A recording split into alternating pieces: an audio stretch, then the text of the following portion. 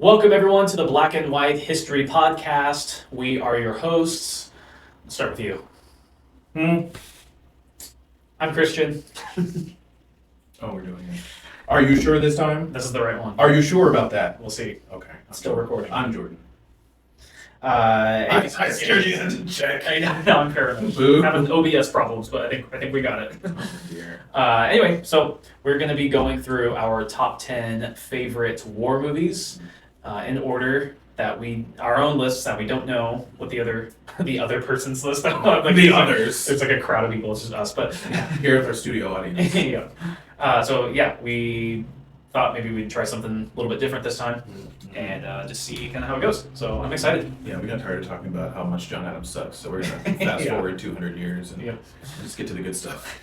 So we'll go ahead and do 10 through 6, and then part 2 will be 5 through 1. And like I said, it's our own list, so we each have, we're going to be going through, possibly 20 movies. I have 3 honorable mentions, so 23. Okay. I might think of some honorable mentions. You don't have to. You don't have to copy me if you don't want to. You go We'll ahead. see. I'm curious what movies we're going to have that are the same. I'm going to just go on a limb and assume that our number 1 is going to be the same. Let's not get into it. I'm bookmarking that. Yeah, if it's not the same, then you're wrong. Okay. But I think they'll probably be. Okay, At cool. least close.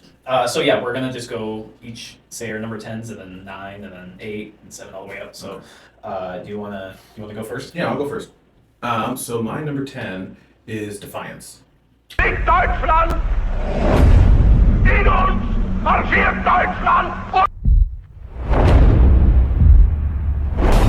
We need rifles, machine guns. We will send for everyone who is left alive. So that's with Daniel Craig and it's like Lev Schreibner, I think his name is. Oh yeah. Yeah, I remember. or Lev Schreibner. Yeah. I don't know. It's some foreign name. I don't know. But oh dear. Yeah, have you seen that one?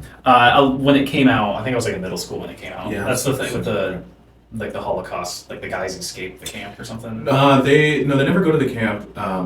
So it's I think it's set in like Poland or like the Czech Republic, although I'm not sure if it was Czech Republic back then, but somewhere in Eastern Europe. It's like early mid-war.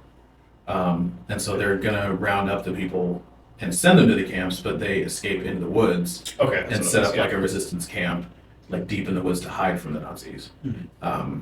And it's basically how they like have to survive in the woods in the in the winter time, and then they go have to gather supplies, and then there's like internal conflict and all that stuff. So it's one of those, and I have a few of them that are not like shoot 'em up war movies. There's like war action in there. And Yeah, I feel like it's kind of a pretty lesser known one. I never Yeah. really see that one come up.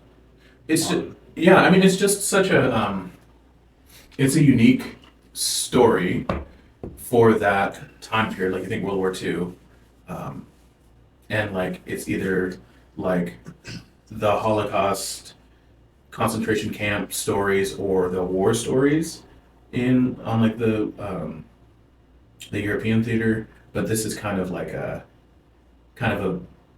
niche setting. So yeah, and I think it was really well done, like well directed. There was plenty of tension and all that good stuff. It's barely a war movie. Yeah, I guess I should say when preparing for this, we had like a few ground rules where it was like has to at least have. I mean, we tried to just use best judgment, like enough boots on the ground. Like when you think of like a military like war movie, you probably wouldn't want to add like a Schindler's List. Yeah, Schindler's List is a great movie set during wartime. Is not a war movie. Right. It's more like a drama. Yeah, or like a political drama. Yes. So we tried to just use best judgment. Yeah. On that. There's some gray area, but I think for the most part, and I think too in different, you'll see later in my list. But there's some movies that are in there that kind of ride that line of like, yeah, this is a war movie, but especially in modern times, because modern war is different from old, even 19th century, 20th century war, just in the technology. But that doesn't mean it's not a war movie. It's just different. So yeah, we'll see. And you can disagree with this. Don't leave a comment. Don't ever talk about how you disagree with me, because I'll just tell you that you're wrong. But you're free to disagree privately in your own head.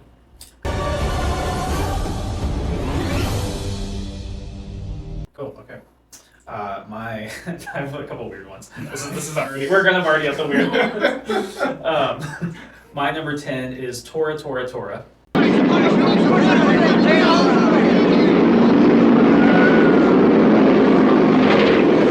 Oh, that's the old Japanese Yeah, so 5-hour long movie. yeah, it's like 2 hours or 2.5 hours or something. It's not super long, but it's It freaking drags, I'm sure. well. So here's the thing with it. It's more of almost like a stage play kind of. Great start. Yeah, so there is war stuff in it, so I think it's enough to like be considered like with the rules we have for a war movie. But it's kind of about obviously with Pearl Harbor and the Japanese invasion and everything, but how they made the movie was the first half. Or all the American side of everything was made like in America, and the Japanese side they actually made like in Japan. Like people, like Japanese people made it. Like so, it was kind of like to try to show both sides of it and everything. So it's such like a unique approach. And I wish like more movies would do stuff like that. That's kind of a really underrated approach.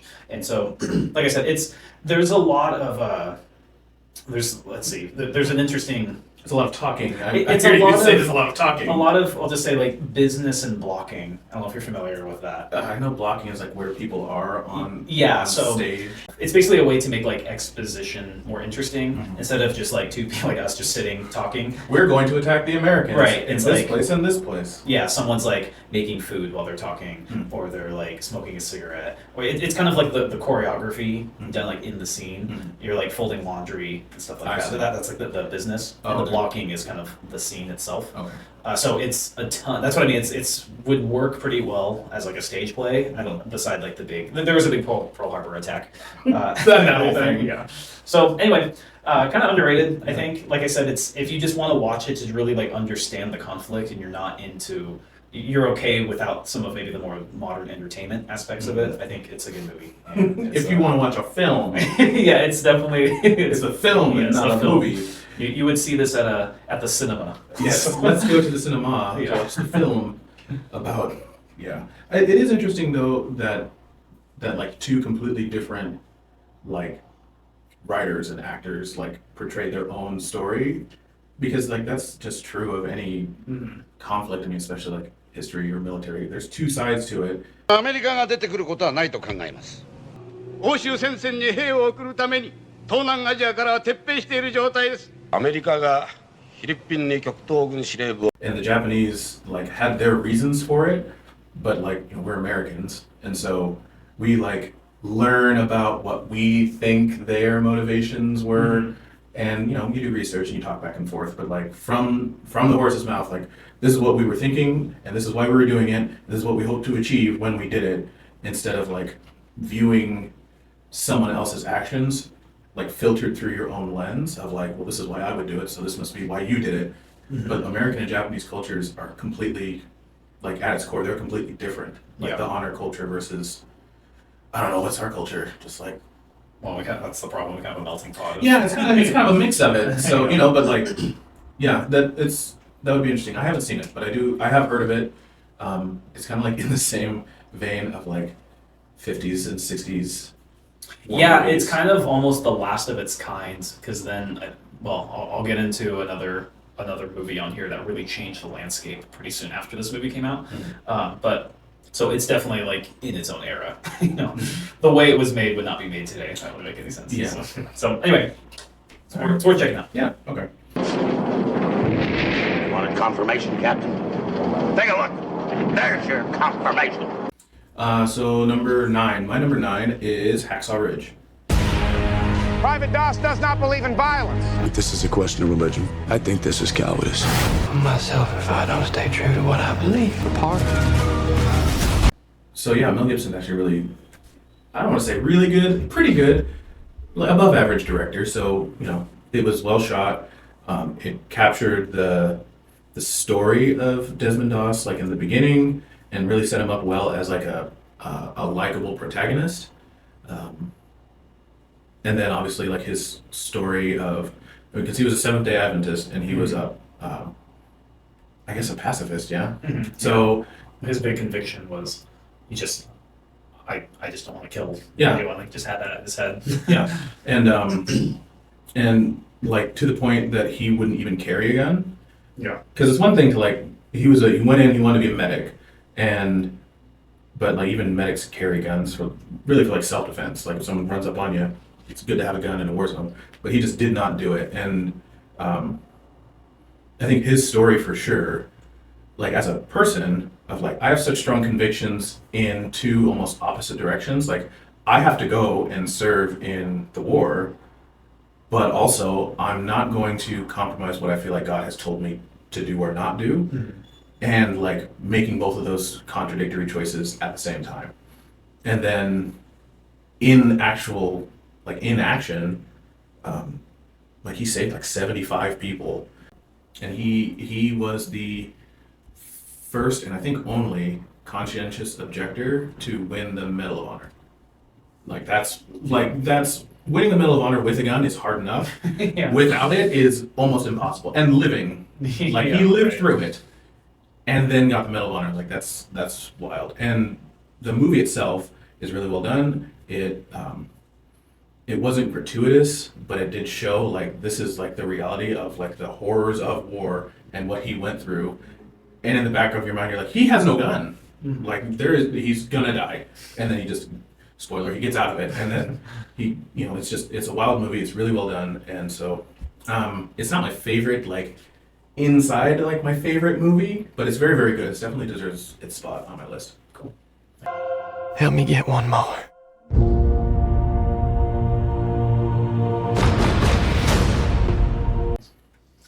All right, my number 9 is Black Hawk Down. You shouldn't have come here. This is our war. Wait a minute, you put Black Hawk Down at number 9? Well, now I know what's on your list. We'll get there. Oh, okay. Explain yourself. I really like it. I think some of the dialogue is a little clunky. Well, I'm here to kick some ass. There's some. It is. Yeah. This is my safety, sir. You know better than that. Your safety should be on at all times on base. Well, that's my safety, sir. Right. That and it kind of comes across as like almost a little too Hollywood in some points. Yeah. And then I don't mean to like crap on the movie right after it says it's on my list. But no, go ahead. Some of the characters watching it, you're kind of like, wait, who's that guy? Like, there's not a lot of like character development individually. Everyone kind of looks the same. They kind of talk the same. They kind of but. It's still really good. It's still really well done. I like movies where you kind of have a fish out of water protagonist with Josh Hartnett having to take over this platoon basically of guys because he wasn't able to. His other commander, whatever the position was, the guy had a seizure, and so he right before this big battle and everything happens, he had to take over. And the fact that it was supposed to be such a quick, the whole plot basically is it's a very quick mission. You just got to go in there. We got to get this guy. Kind of movie, and then everything completely falls off the rails, and it's one of those movies where it would totally be forgotten about just in history if it wasn't for like the book that came out and for the movie, and it's because it would only lasted a couple days, but it was supposed to last like a half an hour, and so that's kind of like the historical impact of just kind of not knowing what we're doing, being like, and they definitely play that up with. Be like, oh, it's not going to be that long. Like, come on, why are you don't need to bring all your gear. We're just going to go, and just the whole unpreparedness of it and everything. And so yeah, it's good. But it's a little good. Further down. It's good, is what you said. Yeah. Okay. Well, we'll revisit it. We'll revisit that for sure. All right. Yeah, I'll withhold my comments. Nobody asked to be a hero. It just sometimes turns out that way. So my number 8 is Zero Dark 30. Where was the last time you saw Bin Laden? And I hadn't seen this one until we talked about we wanted to do this. And I knew it was one of the movies that I had wanted to watch, but like never got around to doing. It's a very modern war movie, so the like 2009 to 2011 roughly. Yeah, that's the Osama bin Laden. Yeah, that's the Osama bin Laden raid. And so it's very contemporary. In the tactics and the equipment and but I think a big reason why I added it was because of it mainly focuses on like the CIA intelligence gathering to figure out where he is and like, how do we track this person? Where do we go? How do we find one person on the entire continent who presumably is hiding in a cave somewhere and knows that we're after him? Like, how do we find that person? And yeah, it's really well done, well directed. You get, even though you know how the story ends, it's good to see like all the bits and pieces and like the secret, like the back end stuff. Like, we just watching the news, we're like, we know we're looking for him. We've been looking for him for 10 years. And then one day the president comes out and is like, got him. Like, wait a minute, how cool, great. But there was years worth of work, and people died trying to find him and all that stuff. And then also the modern equipment and tactics. So like, we didn't march a whole army into the country. It was like 30 dudes in secret helicopters. Navy SEALs, right? Yeah, SEAL Team 6. Yeah. So it was a handful of guys in secret fancy prototype stealth helicopters flying into Pakistan, and like the whole operation is crazy. The actors doing their actual like military tactics were actually pretty, I mean, not that I'm an expert, but they're pretty spot on. Like, you can get pretty Hollywood with it. Like, no one was kicking down doors and like, whatcha? They did it how they probably would do it. And it's just a whole different kind of war that we do now that we have not done, basically. I mean, we've probably done some kinds of stuff like that in the past, but like, to this level is... it's a very tight mission. Yeah. It's not, just take over this bunker. It's like... yeah, go in. No one can see you. Right. No one can know that you were there. Get this one guy and then get out. Very straightforward. But even like...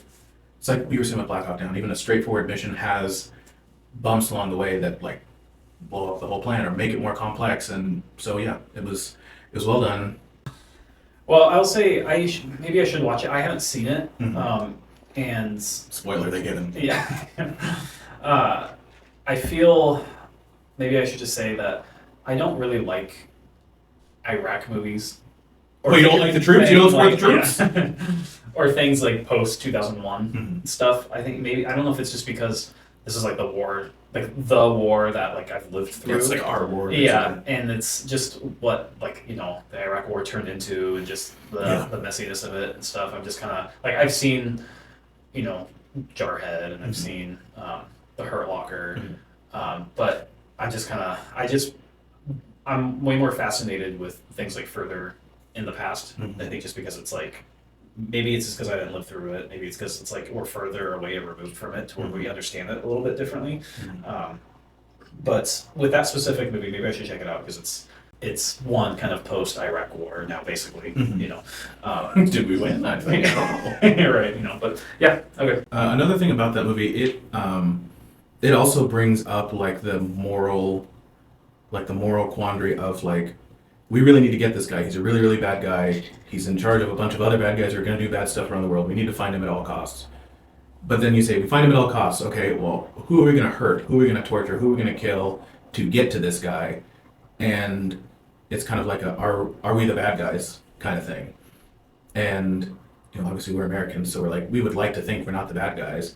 So like anything bad that we do, it's worth it to get the even more bad guy. But I think you're right, like we grew up in this time and it's a very political war, and how we got in and why we went in and who was involved and all that good stuff, it kind of muddies the waters, whereas like World War II is very straightforward. Like, those are the bad guys, we're the good guys, and we're just going to stomp them until they all die. Versus like, this is it's an ideological thing, and there's a lot of innocent people. There's not standing armies, there's like, they're in regular clothes, and like, how do we do this, and how much is too much before we become the bad guys, or our behavior and actions to get to the bad guys make other people in that country who wouldn't have been against us, well, now you just like waterboarded my cousin, now I don't like you, so now I wasn't bad, now I'm bad. It's more complicated. Right. I think part of it too might be because like I'm not a fan of George Bush. So it's like, that's another thing I just always have to think of him. What, are you gonna throw a shoe at him? Yeah. You've seen that video, right? Oh yeah, I remember when that happened. Whoa. You dodged it pretty well. I didn't think you moved like that.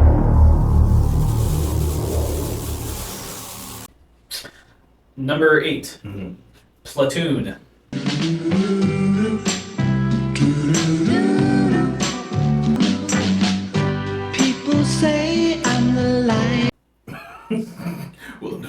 Yeah. No. It's kind of got some 80s charm to it. I think of the Tropic Thunder. Yeah. Yeah. Tropic Thunder's not on my list, but maybe I should have. Oh, man, I mean... That would be my honorable mention. Sure. No, it's like I said with Black Hawk Down, there's like one of the first scenes in the movie is Charlie Sheen just like, I mean, so much of Vietnam was just like inexperienced people just dropped into the jungle, and you're 18, you're going to Vietnam. Where's that? I don't know. And so I kind of how his character goes with like not knowing, like, what do I do? There's like a scene in the movie where it's like he sees like some people creeping up on them, like in the beginning, it's in the middle of the night, and he's kind of going around like all his options, like, do I throw a grenade? Do I wake everyone up? Do I just grab this rifle? And I like that because it's like, that makes me think like, okay, what would I do in that situation? And so there's some really good, cool scenes with that. The antagonist, Sergeant Barnes, seeing he's basically like, if anyone hasn't seen it or whatever, just kind of like the pure, just like evil, we're just gonna like, there's no accountability. There's no, it's kind of, I mean, the whole movie's basically like a good example of like everything that goes wrong when you just have such terrible leadership and everything, which is kind of a lot of how we view Vietnam. Yeah, I think, It's a top-down failure of leadership. Yeah, right.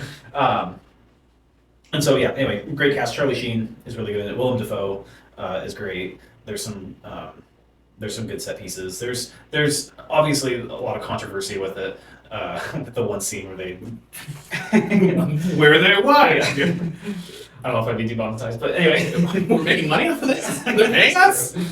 Anyway, there's some controversial scenes, but like that, it's true to what happened in Vietnam, like that. Yeah, that whole era, that whole war, again from the top down.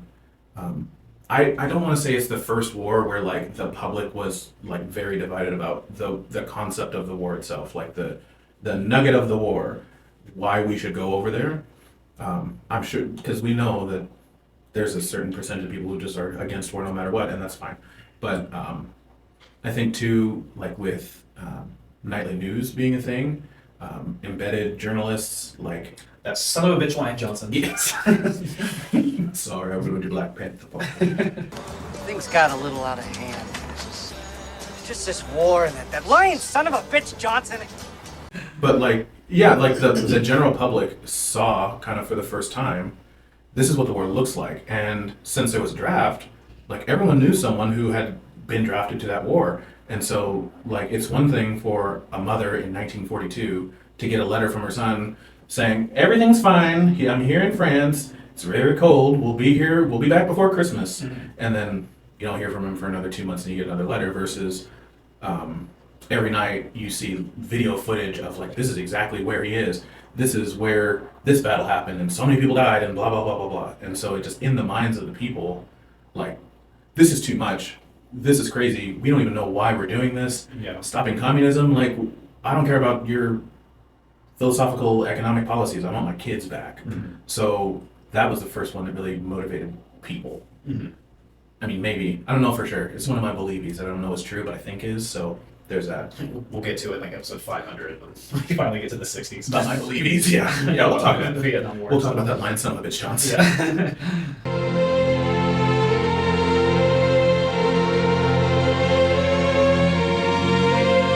So my number 7 is We Were Soldiers. Welcome to the new cavalry. We will ride into battle, and this will be our horse. All right. So another Vietnam one. Wait, you said that with a tone. I heard the tone. I feel like that might be a more surprising pick. Really? Yeah. Really? Well, we can discuss. It's another Mel Gibson movie. He's in it too. Did he direct that one then? I believe he did. Okay. I believe he did. I could be wrong, but I believe he did. Basically about Lieutenant Colonel Hal Moore. And it was the first air cavalry deployment kind of thing. So where they all hop into helicopters and they fly into a place, drop a whole bunch of people, and then they fly out real quick. Randall Wallace directed it. Okay, see, I said I could be wrong, and I was. Randall Wallace, okay. It would be difficult to be in the main character of a movie and also direct it. Well, he did that in Braveheart, so I understand why you would automatically think. Did he do that in The Patriot too? No, that was Ridley Scott. Roland Emmerich. Okay. Well, anyways, it was well done. Whoever directed it did a great job. But yeah, so again, it was sort of a novel thing, a contentious war, but they really did a good job of. I will agree with you about Black Hawk Down, where there's a bunch of people, and they do little vignettes of like, hey, this guy is over here doing this. This guy's over here doing this. I mean, you got like 15 white guys with crew cuts. Yeah, they're all wearing the same, and they're all yelling and shooting. Like I don't know who's who or who's doing what. But We Were Soldiers did a really good job of humanizing the people, and sort of, especially for Mel Gibson's character, like the burden of leadership and, hey, these guys have families. We're doing something dangerous. We're all gonna go in, and we're all gonna come back, and this, that, and the other. Like the realities of war. Is very well developed characters, and really great action scenes, where you feel the payoff and you feel like the tension of like these guys are surrounded. I really like this character. I hope he doesn't die. Versus like in something like Black Hawk Down, except for specific cases, which we will get to. Like all of these guys are like kind of the same. I don't want any of them to die because they're the good guys, but like, oh no, what's his name died? Right. Versus in We Were Soldiers, like that guy just had a baby, and I don't want him to die, and he's in a tight spot, and then something happens, like, oh no, I actually care. So it was very well done in that way.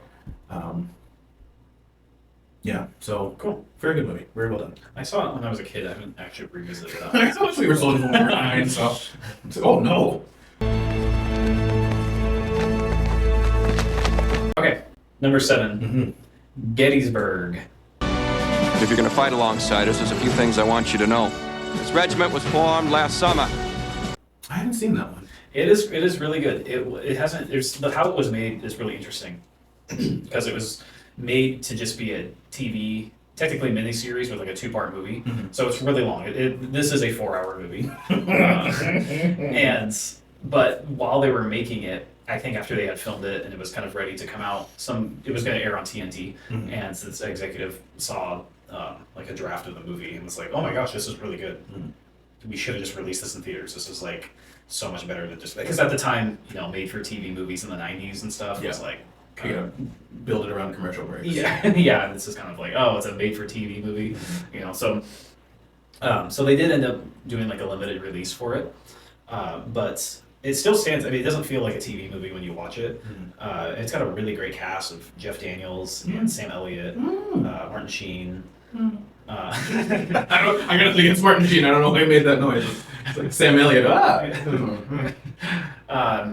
Yeah, it's kind of one of those things where when you're watching, you're just like, oh wow, he's in it. Oh, this guy's in it. So it's one of those where it's a pretty almost like bloodless war movie kind of thing.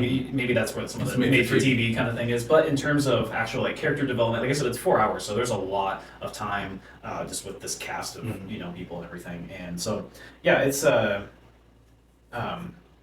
Jeff Daniels in particular kind of sells the whole movie as just this. He was Colonel Chamberlain. And so this whole time, if you're just like kind of near the end of the war now, that's kind of where everything starts, the movie starts. And so everyone's just like exhausted, super weathered. And they're just kind of like, okay, let's try to find whatever stamina we have left to, you could probably trim it down to 3 hours because I was watching it recently. That's a lot of fluff. That's a lot of fluff. Maybe 3.5. I mean, there's a couple things where the Battle of Gettysburg. It's like a half hour of like them like getting in their lines and everything. It's a lot of drumming. Yes, yeah. And so you're kind of like, okay, we get it. If this was in theaters, I think there would be a nice, tight, trimmed up version of this. But still, I mean, you can still watch it in 2 sittings like pretty easily. You can kind of tell like where it's would be cutting off, for the second part. But yeah, really great. One of those movies that it captures the historical accuracy of everything with like, I mean, everyone in the cast were like real like generals and everything. Martin Sheen plays Robert E. Lee, and so there's that's why I went. Yeah. But no, it's good. It's not just like, oh, the Unions are the good guys. And it's like it does good at kind of like the Tora. It kind of explains like really well kind of where everyone's at mentally and like why there was the Confederacy and Robert E. Lee and everything. So really good slaves. Yeah, it was about slaves. There's more to it. So anyway, yeah, that's my number 7. Okay. All right. Do they question about that movie because I haven't seen it? Do they do like the surrender to Grant, like Lee surrendering to Grant? No, because Grant wasn't actually a part of Gettysburg, which is like really weird to think about. Yeah, you would think he was part of it. Yeah, it's basically the whole movie is like if we win Gettysburg, we basically win the war. We just have to like tread on a little bit longer and everything. And with Gettysburg being like the bloodiest battle, in American history and everything, like everyone like feels the weight of it, and so that's kind of where they do a really good job with the character development and everything. But yeah, there was a big spoiler alert, obviously. The Union won, so oh no. There was like a surrender thing. They do a really good job, like in the climax of the whole movie, explaining instead of just being like, "Yay, we win! Okay, movie's over." Like I said, it takes its time explaining everyone's perspective and getting everyone's time in. So we win. Movie over. Yeah. Okay. All right. Yeah, I'll probably watch it if I have 6 weeks off, commercial breaks, and all that good stuff. Based on the Pulitzer Prize-winning novel, The Killer Angels. My number 6, 1917. In the 2nd Battalion. Yes, sir. They're walking into a trap. Nice. Yeah, really good movie. It is difficult to find a good World War I movie. I won't say difficult, but I think there's just less movies overall made about World War I. Yeah, I think World War I is it's always known as like the forgotten war. I'd say within the last 10 years, it's had like a resurgence of like movies and like even like video games like Battlefield 1, so which it's one of the most like interesting wars it's ever. Extremely interesting. It's weird that obviously World War II is just like the bigger, better brother, I guess. Yeah, World War I, 2.0. Yeah. But yeah, go ahead. Yeah, obviously like the cinematography of very long extended shots, it really gives you a sense of like I'm here with this character seeing things. Not a lot of cuts, there's not a lot of perspective changes. Looks like I'm following this dude as he's going through trying to complete his mission. They're walking into I think it really captures the Your orders are like the psychological horror of World War I, like the no man's land, the depression of trench warfare, of sickness, of disease, and then at the end of it, it's like, hey, you know how you've been sitting in a mud pit for 3 weeks? We're gonna send 10,000 people up over the side of this to all get mowed down by a machine gun, and either take 50 yards of territory and then dig more holes and then have them come back, and we lose that 50 yards, and we're back where we started, and we go back and forth, and no one wins for years. It's just, the whole thing is like, World War I is a depressing war, because it was, there was just so many things to it of, like the young kids who thought it was like a big adventure. They remember like the Napoleonic Wars, where it's like very, war is war, so there's no dressing it up, but like everyone had fancy costumes in the Napoleonic Wars, and everyone had big hats, and wasn't that fun? And now it's like, oh no, you're literally in a mud pit next to like 14 dead people, and you just have to sit there, and there's rats, and it's terrible, and there's poison gas. Surprise, poison gas. Also surprise, machine guns. Also surprise, there's mortars and things just exploding randomly, and you don't know when. You could just, the guy next to you could get blown up randomly with no warning. It's not like normal, what they had considered normal war. There's planes, there's tanks, like it's a whole new thing. And that movie really captures the fear, the hopelessness, the randomness of just like, for the first third of the movie, you think this guy's the main character, and then kind of a freak accident, he dies. Am I dying? Yes. Oh, now what do? We're with this sidekick? Now he's the hero? Like, he can't be, but it encapsulates what World War I was, even in that small way of, hey, anything can happen, and kind of in a weird way, like anyone can be a hero. Like, you were the sidekick, well now you have to step up, because if you don't step up, all these guys are gonna die. I mean, it is just very well done, and yeah, it's a great film. It's a war film. Nice. Yeah, we'll probably be talking about it a little bit more. Oh, Yeah, okay.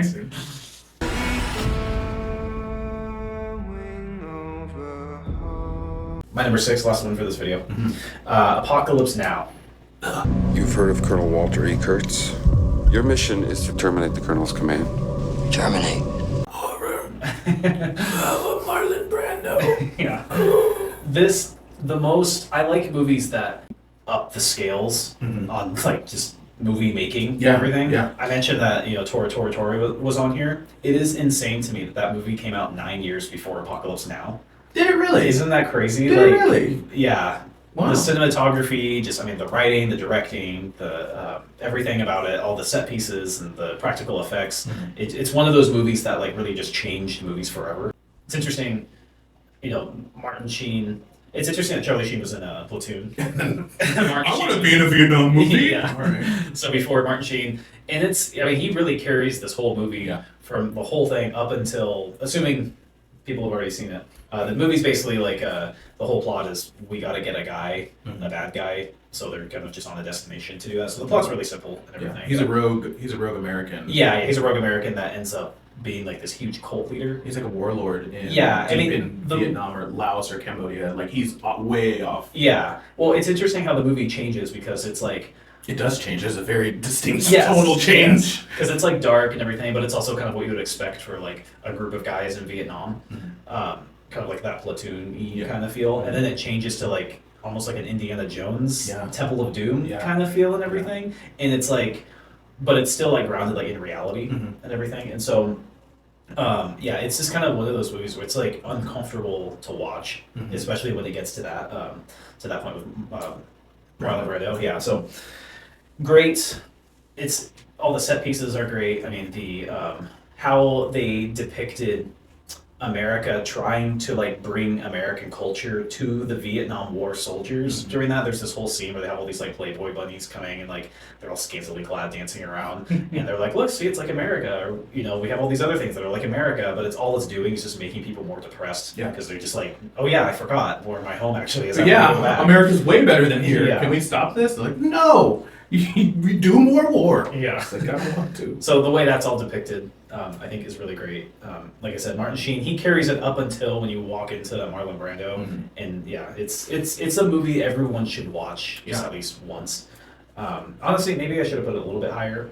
I feel like some of these middle spots, you can kind of mix and match around a little bit, but I wanted to at least put it on here somewhere. Yeah, because it's worth discussing. So it's definitely another well done film, but it is also an interesting, because it's based on a Cormac McCarthy book, Heart of Darkness, which is about an expedition to the Congo, if I'm not mistaken. So that's where I watched the movie, was in high school, because we read Heart of Darkness and then watched Apocalypse. Yeah, it's definitely like a film school kind of movie. Yes, yeah. It's but it is really well done, and there's it's one of those where you're sort of like, it's almost surreal. Like, is this actually happening? Like, is this a dream? Yeah. And then sort of the psychological, like, oh, Marlon Brando has clearly descended into madness, and then Martin Sheen kind of has to like, who's on the verge of it also. Yeah, he's like the first scene in there. Yeah, the first scene of the movie is him like having a mental breakdown, just like alone in his room, and he's like punching his mirror. Yeah. But he's like not mad. He's just like completely loose. Yeah. Yeah. So, and then they're like, oh yeah, okay, that's our guy. You need to go out and yeah, you're on the verge of a psychotic breakdown. You need to go to the jungle. Yeah. No, but it is also like a very $10 doctor word, poignant. It's a very poignant glimpse into like sort of like the madness and insanity of war, like how different it is from like normal civilized society, and how it drives people crazy. Perfectly normal people, even like Platoon, like that guy, I mean, he may have been a jerk in America, but probably he was like a normal, whatever, reasonable member of society. You put him in this environment where there's no rules and restrictions, and it's just the worst elements of humanity come out. And now, with Apocalypse Now, you see someone who's trying to hold on to their humanity in a crazy place, juxtaposed, another $10 doctor word, juxtaposed with someone who is completely given up into like the primal hedonism and just raw power. And he he has to put a foot in that world to even get close. But by putting a foot in that world, I see kind of where the temptation is. I could see myself going either way now. We're not sure. And then, so yeah, it is definitely worth a watch for sure. Very well done. Yeah. And then, of course, it comes with one of the greatest movie quotes. Robert Duvall is this like high-ranking colonel in it. I forgot Robert Duvall was that guy. He's not in it that much. No, he's in there for like 5 minutes. Yeah, but it's how I love the smell of sulfur in the morning. Napalm. Sorry. How I love the smell. I love this quote. I don't remember. Yeah. I love the smell of napalm in the morning. I do that all the time. My favorite quote, also from Robert Duvall in that movie, where they finish the mission. He's like, someday this war's gonna end. Yeah, and he's like disappointed. Yeah, he's like sad. Someday this war's gonna end. Yeah, and that's again too, like, and it's interesting the comparison of we have to go get Marlon Brando because he's just completely crazy and he's gone off the deep end. But then you have Robert Duvall, who's a colonel in the Air Corps, just mow down a bunch of civilians in a village, and he's like, one day I won't be able to just murder innocent people from a helicopter. Right. Sad. And like that's totally okay because you're wearing the uniform and you're doing all and saying all the right stuff. But if you do something like that in the jungle, that's too much. So it's like, no, they're both psychotic killers. A lot of double standards. There's a lot of double standards. Okay, cool. Well, that's our first half. We'll be back here next week from our second half of our list. Yeah. And make sure to like and subscribe. Or don't. You don't have to. Well, you could if you wanted to. The horror. Subscribe.